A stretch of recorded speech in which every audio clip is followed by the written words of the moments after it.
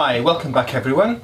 People often ask me what was my first telescope. So this was my first telescope, which I built when I was living in Australia in Sydney. Let me show you what's underneath this bivvy bag.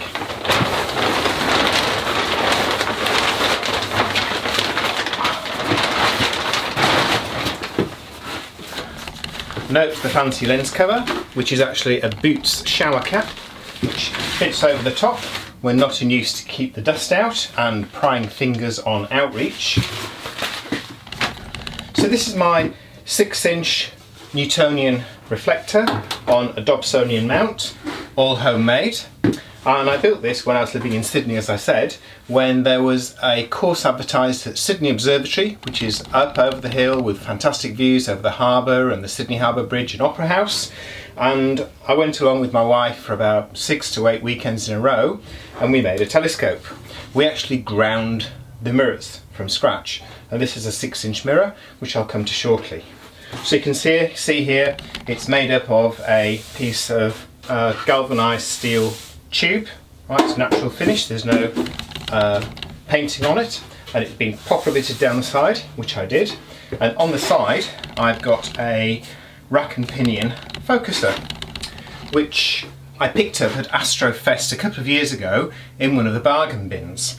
Prior to that I had a piece of basin waste, so the waste from under a sink, which had a screw in, screw out fitting, which I'll show you in a second.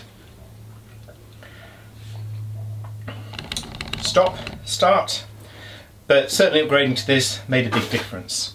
I have a secondary mirror in here,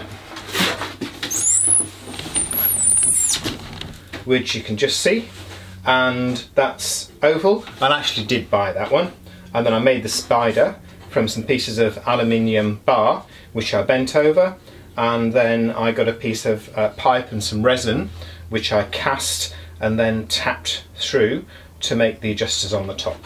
So you can see here the side bearing is a piece of downwater pipe, 100mm downwater pipe, and the bottom bearing, which sounds like it needs a bit of attention because I don't use this very often, is made from 2 gramophone records. I couldn't find anything else that would fit, and I also can't guarantee that I'm using Holst the Planets. I think it could be something a bit more contemporary.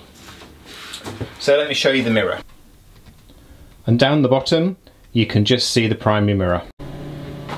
So this is the original focuser that I made. You can see all it is a basin waste, so you can see the original bit, how that would screw in and out, and that was originally the bit that went into the bottom of the basin. I cemented a little piece of tube into here, cemented that into another piece of tube, and then I cast the fiberglass former here, so that fits the curve of my scope, so I was able to bolt it through the side, and that worked very well for a long time. And yes, I think I agree with my son, sometimes I do regret putting that rack and pinion focuser on my scope. When I bought this rack and pinion focuser here, my son accused me of completely killing the spirit of my homemade telescope because it was very different to the screw in, screw out basin waste. You can see on the side of the barrel I've got a tail rod holder because I still find a tail rod the most useful thing for finding stars. There you can see the spider that holds the secondary mirror in place. There are those lovely side bearings, and then you can see the bottom bearing here. And finally on the bottom you can see the mirror cell with those wing nuts which go up underneath the mirror, which I can use for adjustment. You can see here the pitch lap that I made for polishing the mirror. So the process of making the mirror was we were given 2 circular blanks of glass at the Sydney Observatory, and we went along every weekend and we used various different strokes to hollow the mirror out. It was a very pragmatic run course. I can still remember the name of the guy who ran it. It was a guy called George, and he had a very magnificent beer belly, and his way of testing the mirror was to rub it over his beer belly and he'd go, that's about an F6 or that's about an F7. He was an absolutely fantastic character. George's goal was to take the mystique out of telescope mirror making and open it up to everybody.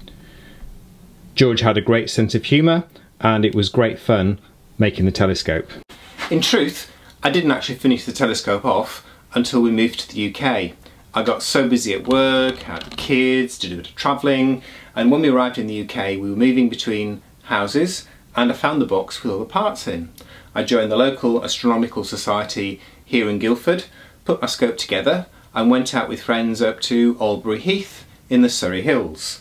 It's quite close to Gatwick and Heathrow, but even so it's very dark. We often get skies down to about mag 21. It can be very dark, apart from when the nightclub in Dorking switches its spotlight on, which annoys everybody. I remember the first thing that I saw through this, apart from the moon, which is on my test runs, but being up on the heath with my good friend Andy Lee and John Slynn and Dave Barnard, and looking up and finding the Ring Nebula. It took me ages to find it and it wasn't very well magnified, and a couple of people had to come over and verify it for me, but that was the first thing that I found. And after that I moved on and I found the Great Cluster in Hercules, and that was equally spectacular and I got super excited about that. Then I took this away down to the Star Party on the Isle of Wight, and that was absolutely great too. The Isle of Wight has absolutely fantastic skies. On the back of the island you can see the Milky Way arching overhead, and I remember having a very successful evening galaxy hunting and just amazing myself at what this little telescope that I'd made with my own hands could find. So that's how I got started with my first telescope. In future episodes I'll show you where I've advanced from this homemade scope and where I've gone with my astro imaging and my observatory. But if you've enjoyed this video, please consider leaving a like and subscribing to my channel, and I wish you clear skies.